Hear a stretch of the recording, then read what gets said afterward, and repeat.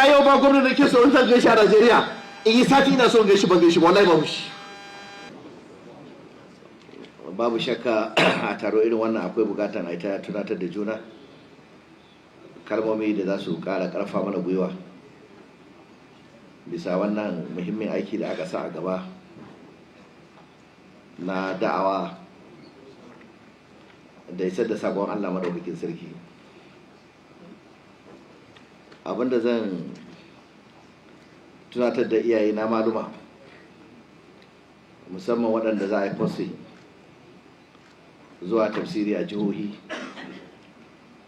to kada mu manta za mu tafi aikin Allah ne kamar yadda annabi Muhammad sallallahu alaihi wasallam ya tura Mus'ab ibn Umair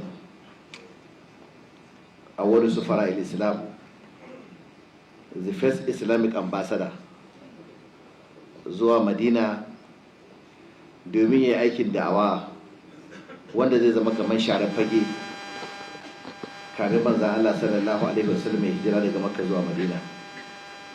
Kuma cikin taimakon Allah kana iya cewa a shekara ɗaya a Madina babu gidan da tarkon sunna bai kama wani ba. In mai gidan bai musulunta ba, in Allah ya yarda uwar gida ta musulunta, in bata musulunta ba tsakar gida, in bata musulunta ba kuryar gida, in bata musulunta ba tulakar gida, in bata musulunta ba dan auta, in bai musulunta ba babban da, in ba a samu a nan ba wani bara an kama shi. Amma in Allah ya yarda sunna kusan ba gidan da bata leka ba, musulunci ba gidan da bai leka ba. Babban abin da yake ba mai da'awa nasara a experience da na samu, musamman ma tafsiri na alkur'ani mai girma da ake tura maluma suna yi, na fahimci babban abin da yake ba da nasara shine yin aikin dan Allah.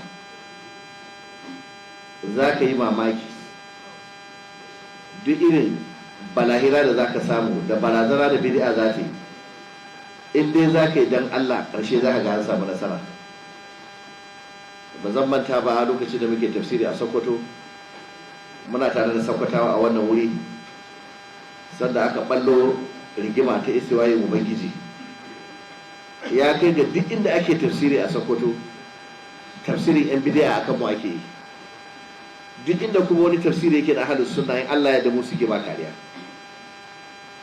An kai ne idan za mu taso wajen daga gida zuwa wajen tafsiri, za a canja mun mota sau biyu akan hanya kamin a isa wajen tafsiri saboda tsoron barazanar 'yan ta'adda a cikin garin Sokoto. Na san lokacin da za mu tashi daga tafsiri ba za a yi ɗauka ta mai da ni gida ba, daji za a kai mu zauna cikin sanyi har sai abu ya lafa tukuna sannan a dawo da mu masauki da za mu sauka. Na san lokacin da in na shiga mota za mu je tafsiri, nan gefen nawa SS ne da bindiga a aljihun shi, nan gefe na SS ne da bindiga a aljihun shi, gaban mu mota guda ce ta 'yan sanda, kowa da AK-47 da motar road safety.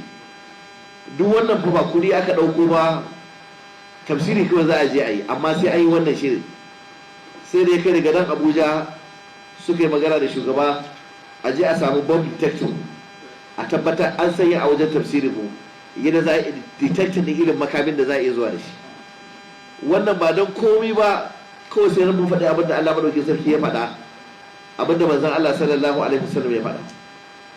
Amma ku duba ku gani, da aka daure aka yi aikin kuma aka yi aikin dan Allah, kamin a ce mun bar garin Sokoto, ran da za mu bar tafsiri a Sokoto, mai girma sarkin musulmi ya turo tawaga ta sarakuna guda 5 karkashin sarkin Bodinga a zo a roƙi shugabannin kungiya na ƙasa don Allah a sake bari mu koma Sokoto a ci gaba da bala'i bidiya mata 1.79. Mai girma gwamnan Sokoto a lokacin Wamako ya turo kwamiti na mutum 6 karkashin sifika na majalisa na jiha akan don Allah a koma Sokoto aikin da aka ɗauko a ci gaba da yin aiki. Na san wanda ya zo ya samu matarsa na sauraron tafsirin mu ya fusata ya ɗauki talabijin ɗin ya rusa da ƙasa saboda zafin kai da shegantaka.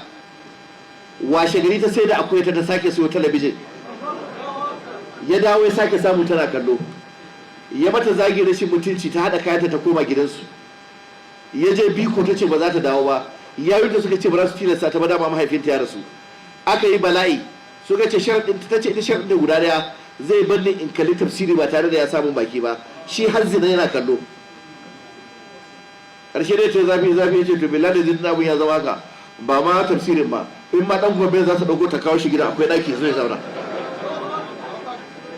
To abin da yasa nake haska mana wannan shine, kada idan zaka je tafsiri kai wani tunani a cikin ranka, ba wai sakon da ka dauka zaka je ka isar da shi ka samu damar isar da sakon ba. Yanzu da Allah madaukin sarki zai hada ka da jarabawa da za ta dame ka. Yana da zafi da kona zuciya. Za a yi postin malamai na tafsiri, malami ka je yana magana yana so a kai shi wuri kaza, wurin ya dan fi taushi dan laushi me taushi me laushi a ciki. ana ramma wai yana kamun kafa, wai da ya tafsiri a gari kaza da zai dawo an bashi 250, yanzu an tura shi wani gari ya yi hira da alaramma ya ce 40,000 aka bashi. To billahi lazi shi bai sai da zai saka shi ba. Yaushe aka dawo haka? Na san sanda ake fassin mu tafsiri a jihohin da muke zuwa tafsirin, sanda nake zuwa tafsiri da maturu, ba mai turo mana kwandala idan za mu je tafsiri. Ni zan nemi ya zai sha mai a mota, ni za mu nemi ya za a yi alaramman da za mu je da shi, me zai baro gidansa. Wani lokaci sai mun fara tafsiri da sati biyu, sannan kwamiti za ta dan har hado abin da ta har hado ta kawo ta ce to malam ga wannan aika wa mutanen gida.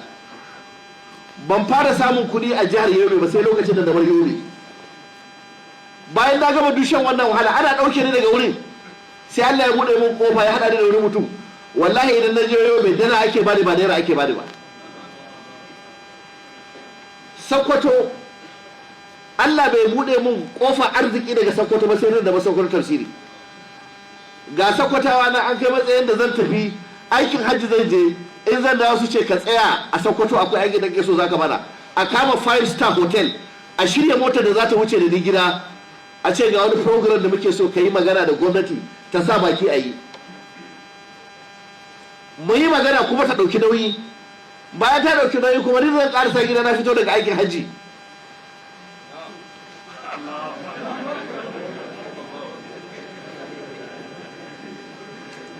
Aikin addini ba aikin gwamnati ba ne. Aikin gwamnati shine inda aka ɗauke ka aiki a nan za a biya ka. In kai ma'aikacin lokal gama ne lokal gama za ta biya ka. In kai ma'aikacin jiha ne jiha za ta biya ka. In ma'aikacin gwamnati tarayya ne za a biya ka. Aikin addini sai kai aikin a Fatakot Allah ya biya ka mai dugu. Aikin addini sai kai aikin addini a Sokoto Allah ya biya ka ina a biya ya biya ka Lagos. Ba kashi an kari ba ne. A tsaya kai aikin don Allah. Ina tabbatar maka da cewa ba za ka wulakanta ba za ka tozarta ba, ko ka shiga wani halin kakani ka yi jarabawa ne, tsaya daure ko ma zuwa ga Allah madaukin sarki ga abin da Allah zai maka. Wallahi mun ga ayoyi a harkar wannan da'awar da muke yi, ayoyi mun gansu, duk maluma na idan kana hira da su za su gaya maka irin ayoyin da Allah madaukin sarki ya gwada musu a harkar da'awa. Muna aikin hajji aka kira da ayi gobara a gidana a Kano, ba wanda ya sani cikin abokan tafiyar mu. Mun je mun ci abinci tare da wasu yan uwa, na sa aljihu na ɗauko kuɗi na biya, mayar wanda na ashe bai shiga cikin aljihun ba, wallahi kudin suka zube. Na je ɗakin Ka'aba na ce ya Allah ga abin da ya same ni, ba zan gaya wa kowa a duniya ba, aikin hajji ne dai an gama, ɗayan biyu, ko kaman kuɗi ko kamar da gida, amma duk duniya babu da zai ji halin da nake ci. A haram na Makka na baro gidan na baro haram na dawo masauki, na samu an manna sabon list, ni da nake jirgi na 8, sai kwana 7 nan gaba zan koma gida, an dawo da suna na jirgi na 2, a ranar jirgi na 2 zai tashi. Waye wannan ba Allah ba. Ina tare da mahaifiyata na ce to hajiya yau za mu wuce gida, ta ce cikin sauƙi haka na ce Allah. Muka kamo hanya muka zo Jidda, ita tana tare da ta tuna hira, na san tana jin yunwa, ba za ta ce an saya mata abinci ba. Na koma wani gefe guda na zauna, na rinka surfa ayatul kursiyu bil haqqi da gaskiya, illa huwa face shi rabbil ibadi ubangiji mu bayi masu kamani babban. Ina cikin zuba ayatul kursi sai ga wani bawan Allah ya dauko wasu manya-manyan ledodi ya ciko da shinkafa da kaji da lemo da ayaba da jus asir bultukar asir magalgal laban ɗazish kamilu dasam an ciko da doje ya kawo. Wallahi ya kawo shi malam ga wannan na karba na kalle shi nace Allah ya saka da alkhairi. Bayan ya wuce nace gariya kake daga Allah ne. Na wuce ne da kai hajiya suka zagaye da ita da dattawa aka yi ta zuba mun addu'a. Na koma na zauna da shi gaba da kursi nace ya Allah saurani. Wallahi ban tashi daga wurin ba sai ga wani shi kuma ya siyo abinci ya kwaso da ya zo ya baje a gaba na ce akramaka Allah bismillah. Muka ci abinci na kira direba na Buhari na ce nemi bashi ya sha mai shekarar na tafi ta Sokoto ya je zai dauko ni a Sokoto. Kusan me yake faruwa sai ga shugabannin Sokoto ga sun zo ne sun kira ni a waya cewa da Allah malam Kabiru muna neman wata alfarma na ce menene suka ce za yan agaji mu za su tire da yan agaji muna so in ka zo ka sauka a Sokoto ka tsaya ka kwana muna so ka yi gwamna magana domin gwamna ya ainihin ga yadda zai taimaka musu a dauki nauyin program din kuma a siya musu mota. Na ce ba matsala suka ce mun kama maka daki a wani 5-star hotel da kai da mahaifiyarka ko ce an kama ma. Na ce Allah ya saka muku da alkhairi suka ce mun tare da mota da za ta dauke ka da kayan ku gaba ɗan yazo a kai ka har garin Kano. Duk matsalolin Allah ya warware su. Muka zo muka sauka kusa abin da zai baku mamaki da zan ba ɗakin Ka'aba na zagaya na ce ya Allah ina so ka bani mota. Ya Allah ba ƴan mota ba mota ta gaskiya nake so ka bani. Ya Allah ga irin ta na siffanta wa Ubangiji. Na ce Allah ka kalli wannan aiki da muke yi. Ya Allah ina tawassuli da wannan da'awa ta sunna da muke lungu da sako. Motoci na duka sun lalace. Ɗaya mun yi hatsari da ita a hanyar Mangu za mu je wa'azin su malam kare su kare. Saboda haka sai wata tsohuwar boss ta da'awa committee wanda injin ɗin in ka shiga ciki tana turara ka wani hayaki na burburowa da ita muke ratsawa. Ita ma mun je cikin Nijar wajen tsibiri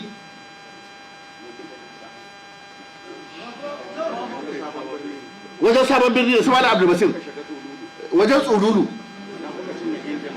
ya shi ya shiga cikin injin din ya buga muka samu muka tsallaka muka wuce Sokoto. Na ce ya Allah kana son aikin nan da muke yi aikin ka ne. Na rantse da ubangijin ɗakin rahama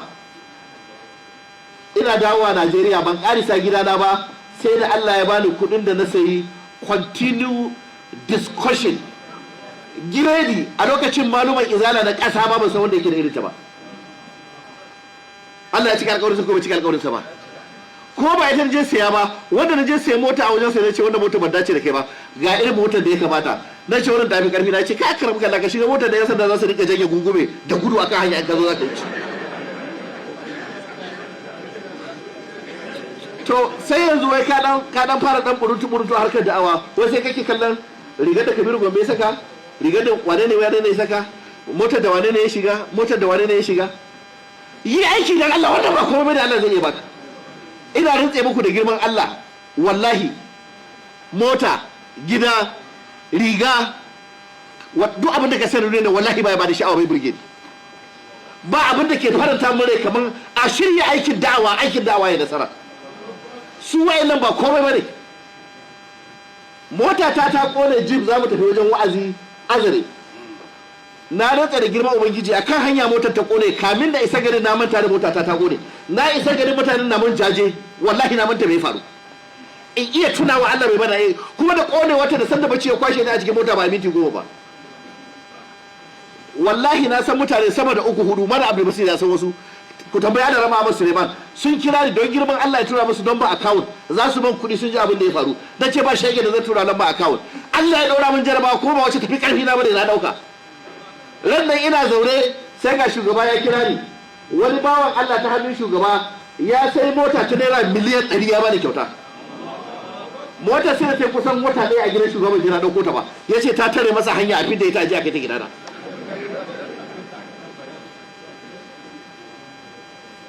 Wannan bidiyo gigiri ba komai wani ku tsaya ku yi aikin dan Allah ku ga abin da Allah zai muku. Kada ka yi daga fara tafsiri ka lalace tunanin ka duk ya kare akan duniya me za ka samu idan aka taso ina za a je.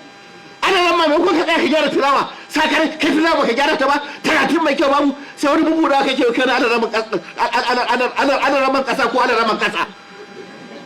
Duka tunanin ka ya kare ina zaka gurgura, ina zaka je maula, wa zai baka lambar waya, wa zaka buga waya.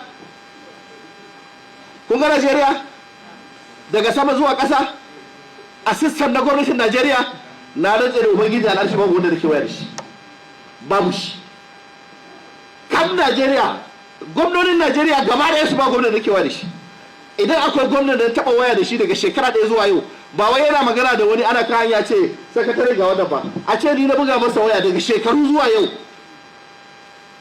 Ko gwamnan nan Gombe a shekara biyu ba na yin waya da shi sau ɗaya. Gwamnan Gombe balanta kai magana gwamnan wani jiha. Me kake neman? Allah ya ɗaukaka ka, ya maka daraja. Darajar ka tafi darajar gwamna, darajar ka mai da'awa tafi darajar minista, tafi darajar ambasada.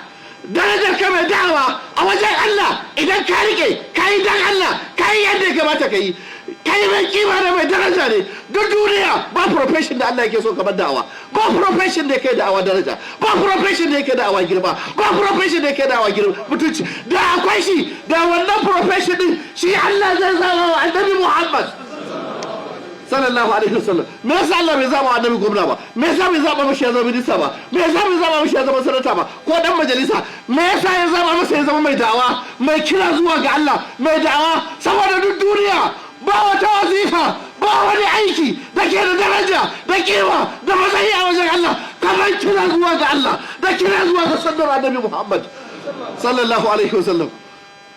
ƴaƴan talakawa da mafi yawa cikin ku je Gombe ku kai wanda aka haife ni, ba da yanzu da aka mana gada ba shiga kauye ba aiki ne da zabuna. Amma yau ba gwamnati da ke so zan gaishe a Najeriya in yi sati ina so gaishe ban gaishe ba, wallahi ba mushi. In yana so gaishe shugaban kasa ba za a yi sati biyu ba, wallahi sai na gaishe. In yana so ga sarkin musulmi ranar zan gaishe. Darajar me? Albarkan me? Duk Allah ya dauka kanka da wannan darajar saboda dawa, sannan ka zo ka lalace? Ka zo ka lalace? ina amfani darajar da Allah ya baka. سبحانك اللهم وبحمدك أشهد أن لا إله إلا أنت أستغفرك وأتوب إليك. السلام عليكم ورحمة الله.